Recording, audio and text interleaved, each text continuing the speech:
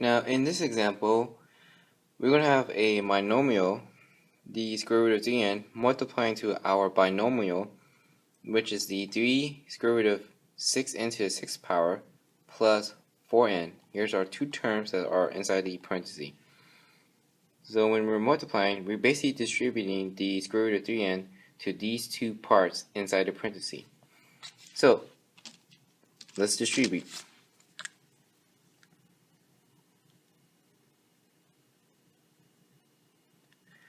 So here, when we're multiplying, remember you still have that invisible 1 outside. So I'm going to have 3 times 1, which is 3. Inside my square root is going to be 3n times 6n to the 6th power.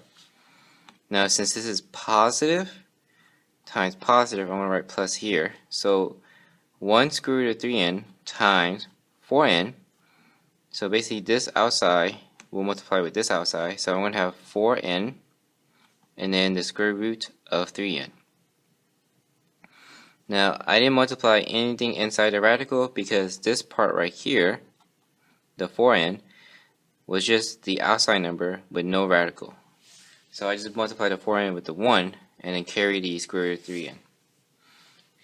Over here, I'm going to multiply these two. So I'm going to have 3, the square root of 18, and since the n's are multiplying, I'm going to add the exponent. This has the invisible 1, so it's going to be n to the 7th power, plus 4n, square root of 3n. Next, we're going to see if we can simplify. Now this part right here, the square root of 18n to the 7th, we can actually simplify that. So first I'm going to break it down into the square root of 18 times the square root of n to the 7th. Carry down the 4n square root of 3n. Alright, so let's analyze this in parts. The square root of 18, you can break that down into square root of 9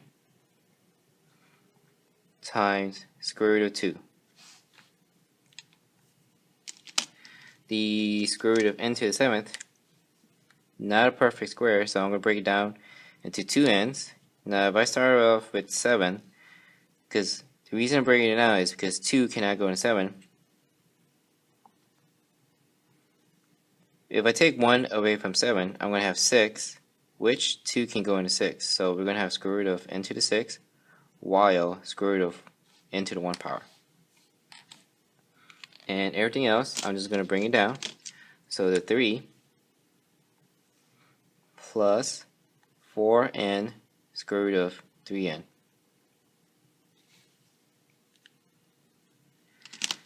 Now, here with the numbers, the only thing that I can do the square root of is the 9. So the square root of 9 is 3. Square root of 2, nothing you can do, so I'm just going to bring it down.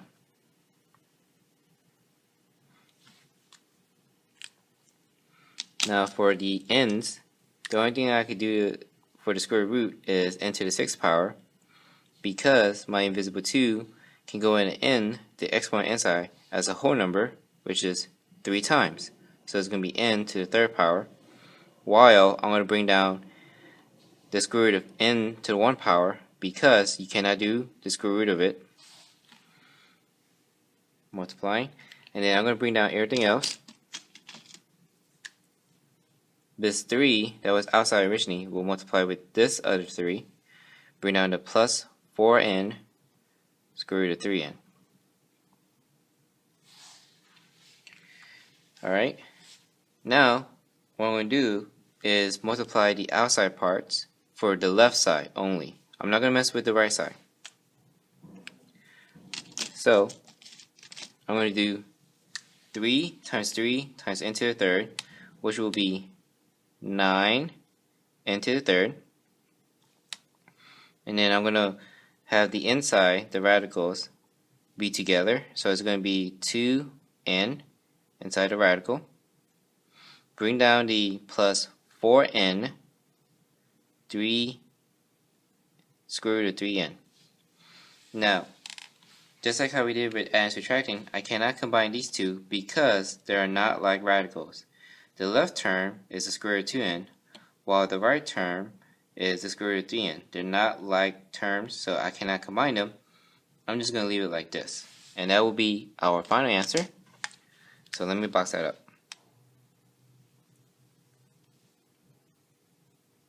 So for this monomial multiplying to our binomial, when you finish distributing, always check if you can simplify. In this case, we can. Here's the steps that I did for simplifying the square root of 18n to the 7th power. So it's going to be just like how we did when we're simplifying radicals in 15.1 and 15.3. In this example, we're going to repeat the same process as the last example. What I'm going to do is I'm going to distribute my 2 square root of 3 to the square root of 5n and the negative 6 square root of 8n to the 5th power. So remember, this one has an invisible 1. So when I'm multiplying these two, it's going to be 2 square root of 3 times 5n. And then over here, when I'm multiplying, this positive times the negative will be minus. So don't forget, outside with outside. So I'm going to have 12. And then I'm going to multiply the inside. So inside the square root, we're going to have 3 times 8n to the 5th power. Alright, so I'm going to multiply the inside. Here we're going to have 2, the square root of 15n minus 12, the square root of 24n to the 5th power,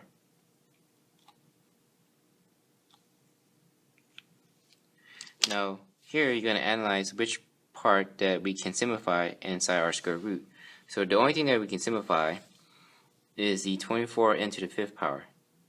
The 15n, no perfect numbers can go in 15, and it's just n to the 1 power, so we're just going to leave that alone. Here we're going to simplify the 24 because it has a perfect square number that can go into it.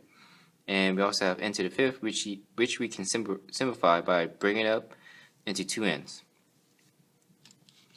So, again, the first term, the left one, 2 square root of 15, n will stay the same,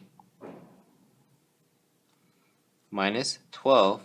Here I'm going to break into the square root of 24 times the square root of n to the 5th.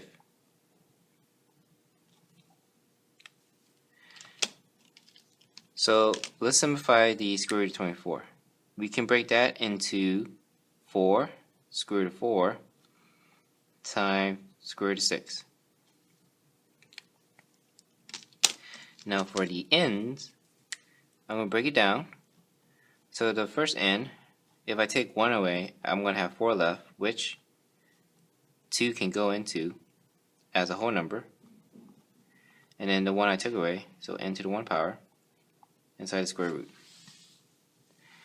And then I'm going to bring down everything else.